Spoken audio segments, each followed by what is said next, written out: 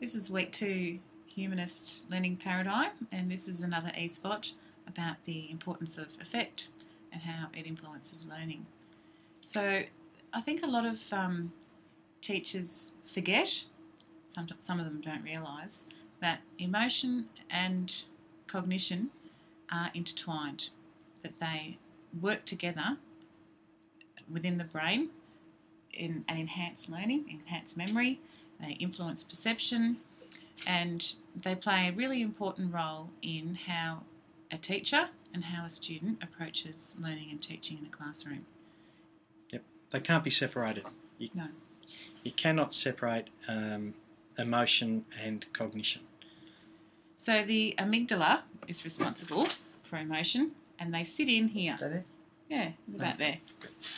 2 little almond-shaped parts of the brain that are deep within the limbic system, so right in the primal area of the brain where all of the really good cognition's happening. So lots of other thought happens in the prefrontal cortex, which is this part up here, but in terms of emotion and deep processing, memory, it's all in that deep middle part of your brain, and that's why they're intertwined both psychologically and physiologically. So in terms of emotion affecting how we teach and learn, Bruce, let's go back to our scenario with Mrs. Thompson.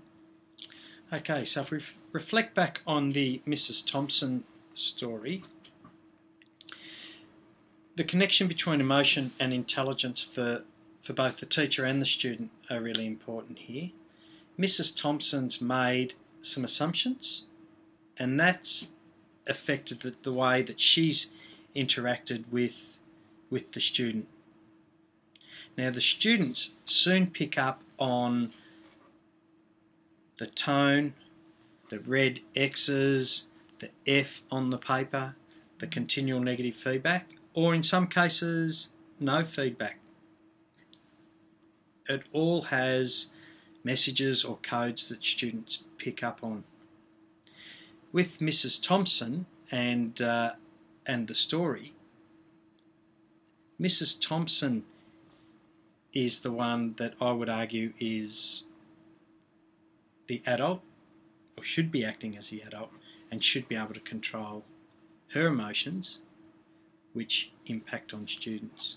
At the end of the day, we're the adults in the relationships, and if we don't have a grasp and an ability to control to control our emotions that impact on students, we're not acting very professionally.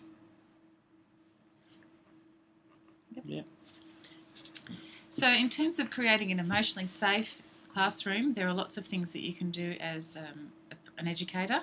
So telling stories and making connections for people in terms of this content belongs with this particular ways for you to think about it. Building the bridge between what it is that you're doing and how people are feeling about it. This is incredibly important when we're talking about things that students may find fearful or get very anxious about. And we know that a lot of students have maths anxiety, and that's something that Donna will talk to you about as you go through working mathematically this semester as well. And dealing with anxiety and dealing with fear, a fear of failure, is really important in maintaining a psychologically safe learning environment. There's been significant research done into brain development and the impacts of trauma, and the response of students to trauma and their ability to learn is significantly impaired. With trauma and being safe, the brain flips into a fight or flight mode. As a student, if you're not feeling safe, you'll move into a defensive mode, ready to fight or flight. So while a student is in that mode, they're not able to process and code information as well. It really does impact on their capacity to learn.